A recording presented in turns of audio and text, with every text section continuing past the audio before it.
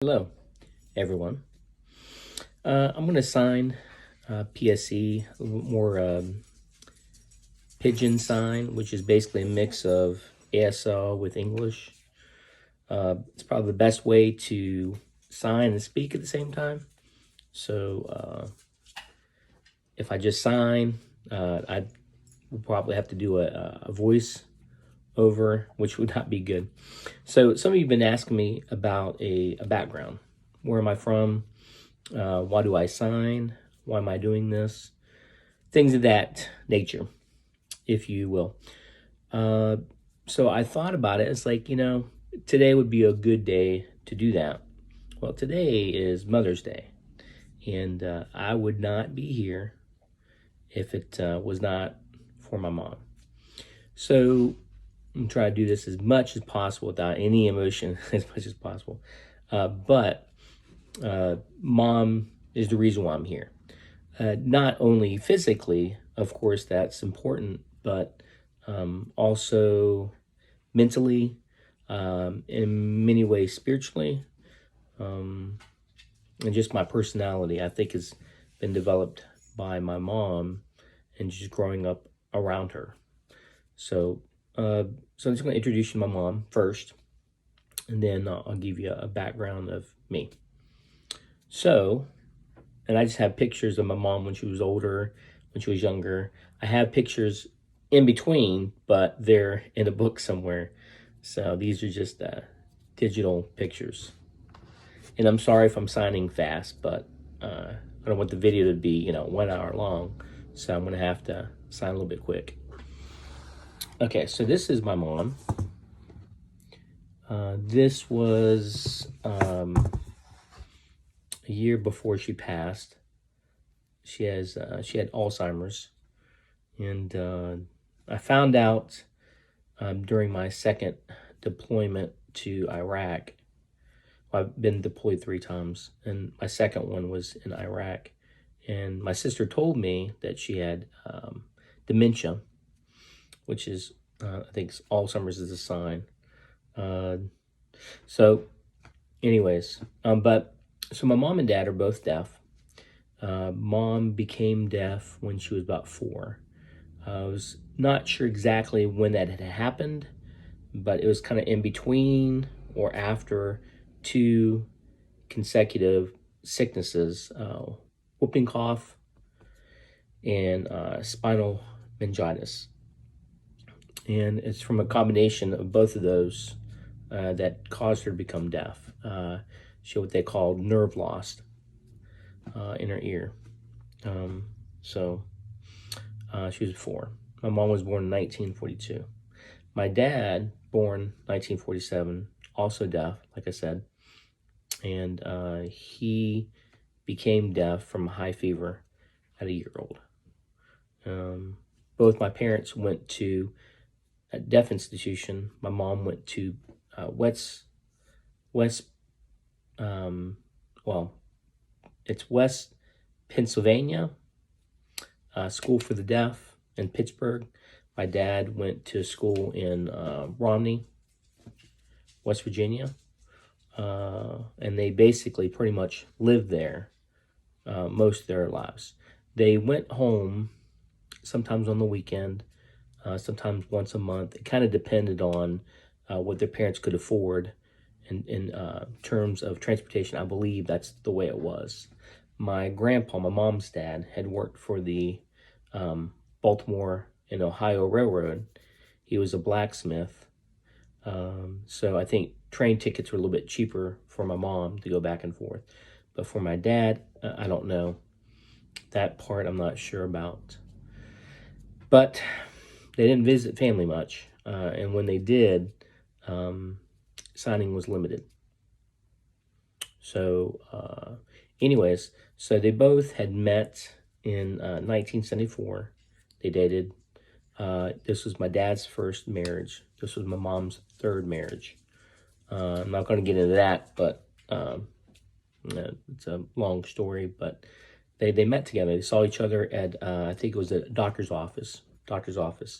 And I guess they saw signing. You wouldn't know a deaf person's deaf until you see them sign. It's just the only way that you're going to know. So they dated, of course, got married 1974, I believe.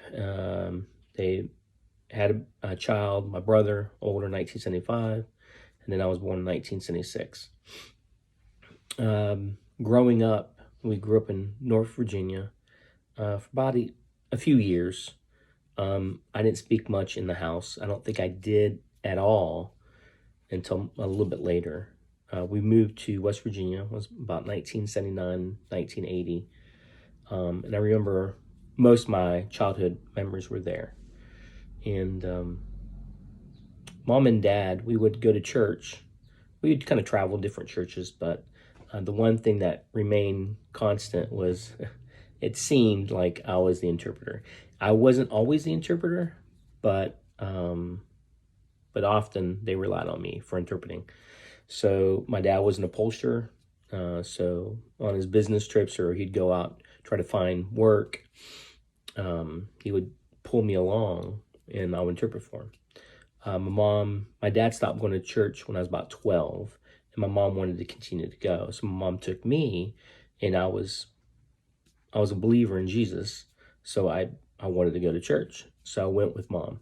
So I was the interpreter for Mom. And that kind of stopped a little bit when we went to a deaf church when I was about 14 years old. We had moved back to Norfolk, Virginia, and I stopped interpreting, kinda.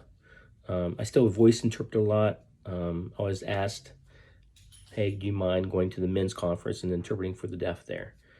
Things of that nature. So I've interpreted most of my life. My mom told me my first sign was when I was 10 months old. It wasn't Mom, it was milk. The second sign was Mom.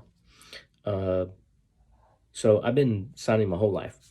And I think in sign, many times my wife, who's deaf, who's looking at me now, she would maybe catch me signing privately and just thinking. But that's how I think most of the time. Anyways, so yeah. So I got married at a young age. My first wife was hearing. We had 4 children. And then eventually, after many years of Army service, got divorced. Then I remarried and married a deaf woman. So I think culturally it was better for me. It just had worked out with my relationship, and I don't know how I communicate, but it was better for me to be with deaf people my whole life, not just simply the beginning of my life. I'm trying to think. It was interesting. My mom had told me growing up that she was friends with a black woman. And I thought that was interesting because I was like, well, why would you tell me that, Mom? Because I have many friends that are black and Asian, white, doesn't matter, right? But back in the day, it was a big deal. And I remember my mom telling me about stories about her friend that was black, and no big deal. So a few years ago, it was a while ago, I was teaching at a local high school over here. I was teaching ASL. And I was reading through this book that I was teaching. I didn't know about this curriculum. I just looked at it and I saw this one woman named Nathy Marbury. And apparently she's famous. She's made a lot of strides. She did well, very well for herself. Anyways, I saw her name and I was like, my mom's friend that she spoke about long ago, she has the same name. And I looked and I said, wow, she graduated at the same school. It was a year later, but maybe my mom knew her. Come to find out, they were best friends growing up. So let me see if I can show you a picture of that. So this is, you can see my mom here and Nathy Marbury in the back. And then, that's my kids. You see Nathy and my mom here. And my mom's facing the camera. Nathy's looking away. And Nathy and my mom right there. And Mom and Nathy. It looks like they're taking a bus ride somewhere. So, very interesting. I never met her in person, but I've met many deaf that had associated with my mom. Anyways, so now, gosh, I have 4 kids. I teach math at a local middle school. It's a private school. It's a school that focuses on kids with dyslexia that deal with various things. But the way I teach math is I try to teach it using every sense you can imagine.